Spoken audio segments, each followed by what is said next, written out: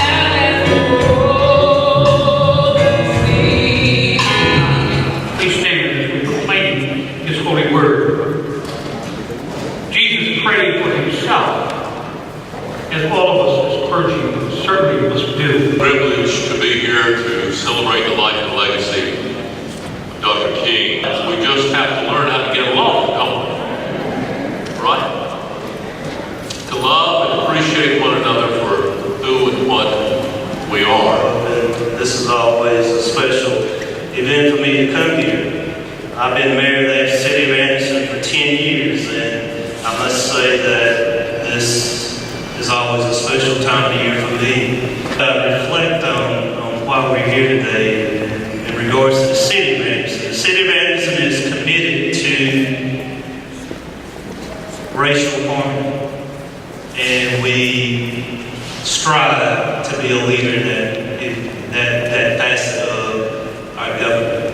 And I think if Dr. King could reflect on what's happening in our nation, throughout the world, and even in our community, he would say that we've come a long way, but we still have a ways to go.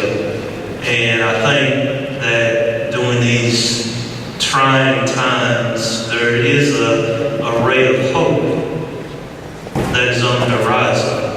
But I think that Dr. King would still tell us that we must be able to move through pain, anger, doubt, and fear without missing a step. And we'll continue to do that in our community. We'll continue to do that in the city of Anderson. I thank you all for being here today, and God bless you. It's a pleasure to be here tonight on behalf of all of us, 1,000 of us who work for Anderson County and the Anderson County Council.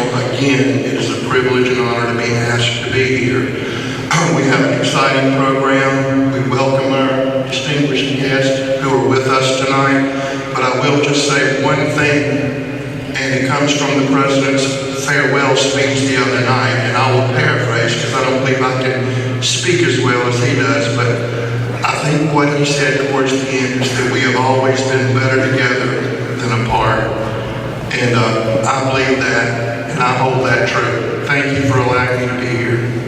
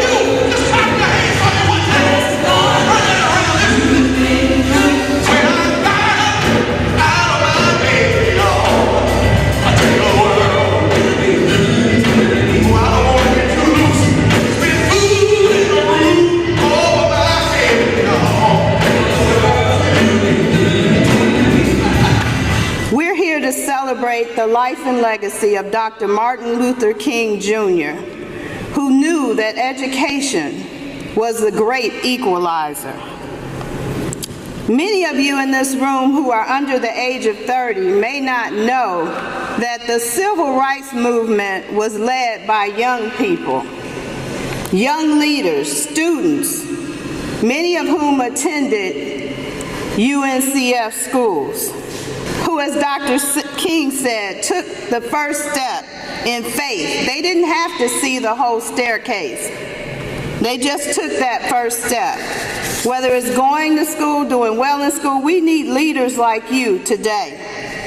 It is for this reason that UNCF and our 37 member institutions have made a college education accessible to more than 450,000 young men and women during the past 73 years.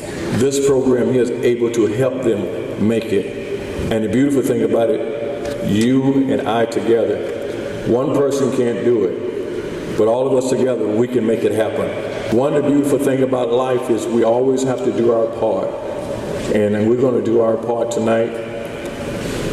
I'm so glad for the students that we have in our church that finish UNCF colleges, and a lot of them receive assistance from this benefit. So thank God for Dr. King, and thank God for the UNCF program, and we're going to continue to carry the dream on.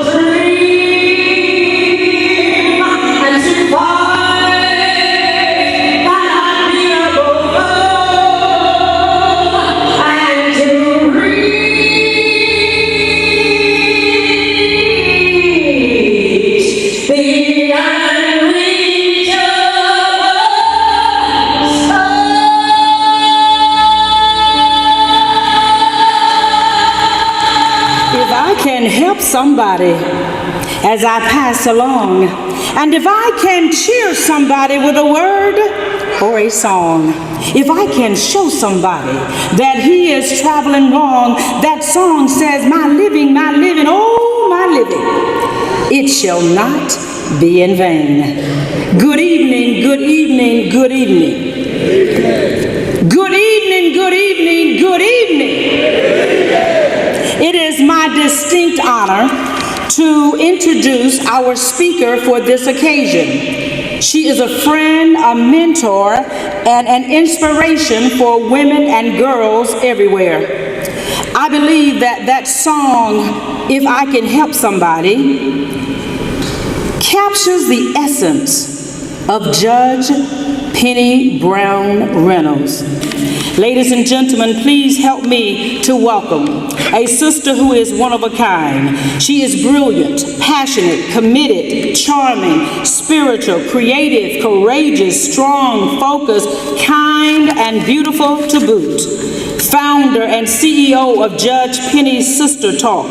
She is a bold, visionary, and highly dedicated public servant, a former judge, attorney, public theologian, ordained pastor, and self-best-selling author.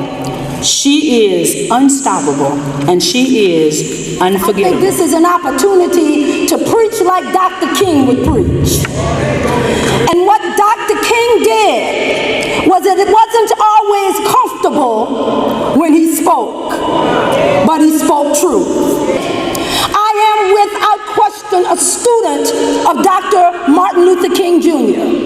Yes, I'm a judge and former prosecutor, former state's attorney general, entrepreneur, television personality, but more than any of that, I am a child of God. I want to speak today from the scripture from Deuteronomy, the 8th chapter, and specifically the 11th verse. And it's really words from Moses. And it says, be careful that you do not forget the Lord your God. I want to let you know that Deuteronomy is speaking as a farewell address from Moses. So if I entitled the message this evening, it would be entitled, Lest We Forget. Because so many of us sometimes forget so much about the price that was paid so that we can be here on today. It's now about 3,400 years since Moses stood before his people and delivered several farewell messages. The Israelites survived slavery and wandering in the wilderness. They were finally on the verge of entering the promised land. And then some things started to happen. Come with me today on a transformative journey outlined by Deuteronomy from past to present to future. You might ask today, why bother celebrating Dr. Martin Luther King's birthday? Some of the young people, they just don't understand.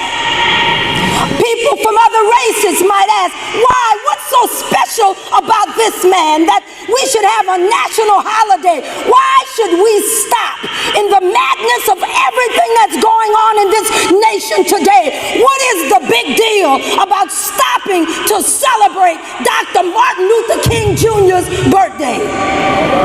Well, I got some reasons for you. Today's observance allows us to celebrate and acknowledge not only Dr. King, but our story.